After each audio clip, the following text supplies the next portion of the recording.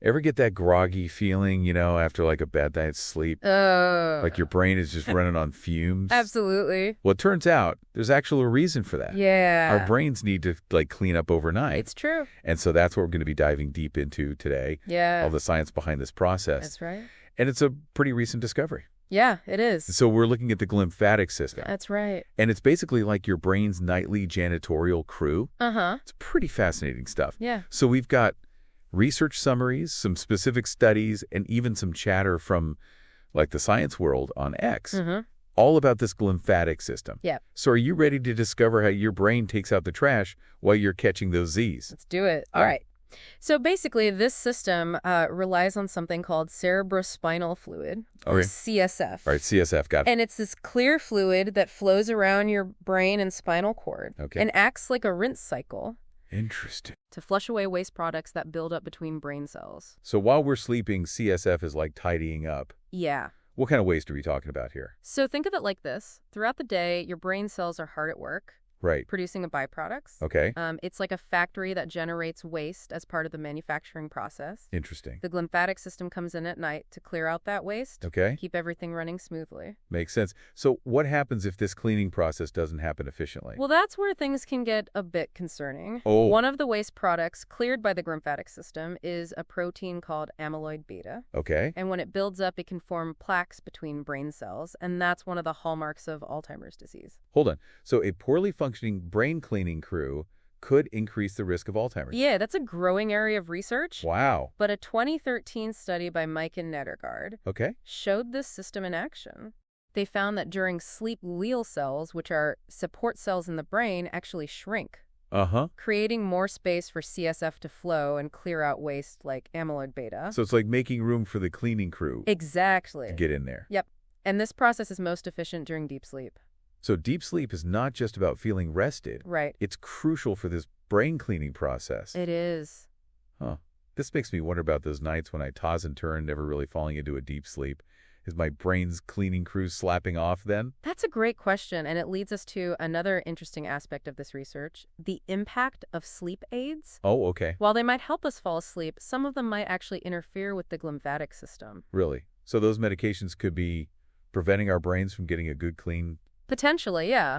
Not all sleep aids, Okay. but specifically sedatives like benzodiazepines, Okay. which include medications like Valium. Got it. Even some over-the-counter antihistamines like Benadryl can have this effect. So even though I might be technically asleep after taking those, my brain's cleaning crew might not be working as effectively. That's possible, yeah. That's concerning. Should people avoid these sleep aids altogether? It's a complicated issue. While these medications can disrupt the glymphatic system, they can also be helpful for people with certain sleep disorders. Right. A 2019 study in the journal Science Okay. found that the unnatural sleep patterns induced by these drugs reduced the efficiency of the glymphatic system. Wow. This research is still evolving, and it's essential to have a conversation with your doctor to weigh the potential risks and benefits. So it's about finding the right balance. Yeah. And understanding the potential impact on our brain's cleaning process.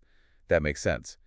But this deep dive is making me think twice about reaching for that Benadryl when I can't sleep. It's definitely something to be mindful of. And it's not just about the medications we take. Okay. Even our sleep position can influence how well our brains get cleaned overnight. Wait, how we sleep affects our brain's cleaning crew? I'm intrigued. It does. A study presented at the 2024 Alzheimer's Association International Conference found that sleeping on your back might actually hinder the brain's ability to clear out those waste products. Oh, wow. So sleeping on your back is interfering with the brain's cleaning?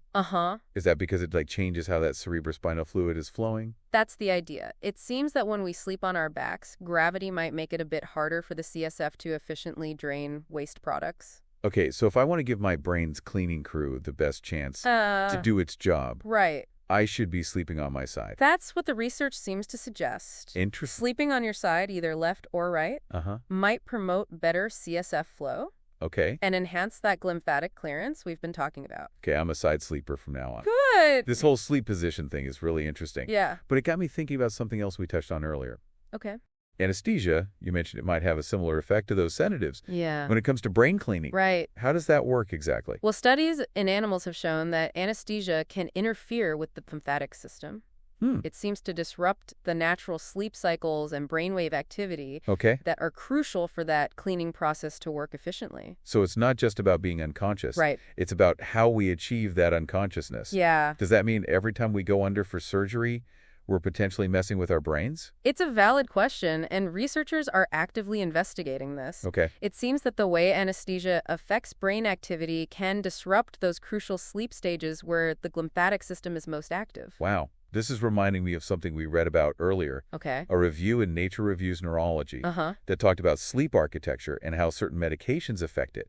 Could you remind me how that all ties into this glymphatic system? Absolutely. Sleep architecture refers to the different stages of sleep we cycle throughout the night. Okay. Light sleep, deep sleep, and REM sleep. Yeah. Each stage has its own unique brainwave patterns, and the glymphatic system seems to be most active during slow wave sleep, which is a stage of deep sleep. So are you saying those sedatives and maybe even anesthesia could be messing with our sleep architecture, preventing us from getting enough of that crucial slow-wave sleep? Precisely. It's during slow-wave sleep that those glial cells shrink, creating space for the CSF to flow and clear out waste. If we're not getting enough of this stage, the cleaning process might not be as thorough. Wow, that's a lot to consider. It makes you think about the potential long-term impact of even short-term medication use. Yeah. So what can we do to support our brain's nightly cleanup crew?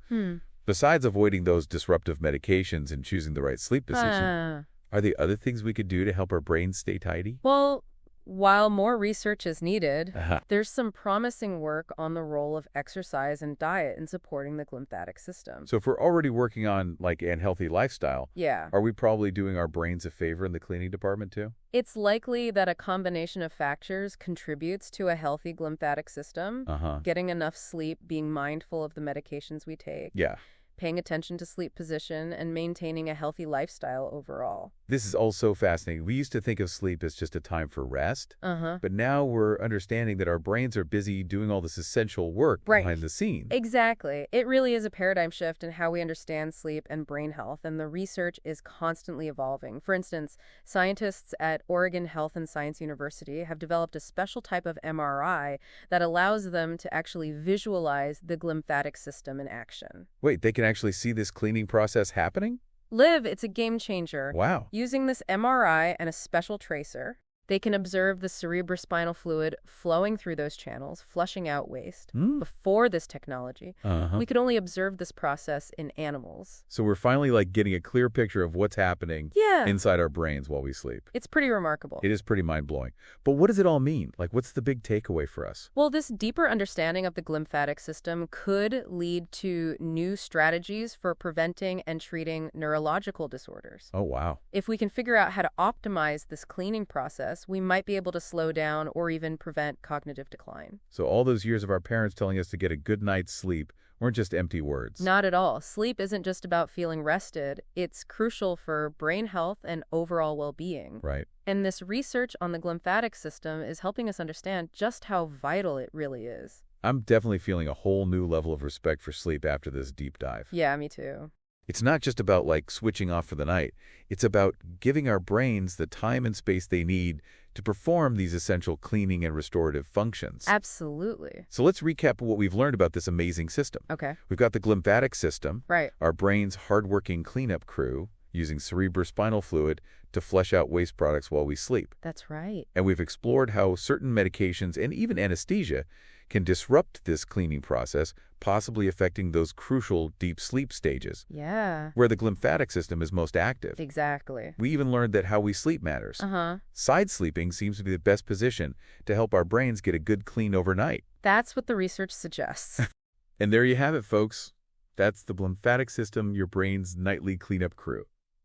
Make sure you're getting enough sleep, choosing those sleep aids, carefully thinking about your sleep position, and of course, living a healthy lifestyle. And who knows what other mysteries are waiting to be uncovered about this amazing system.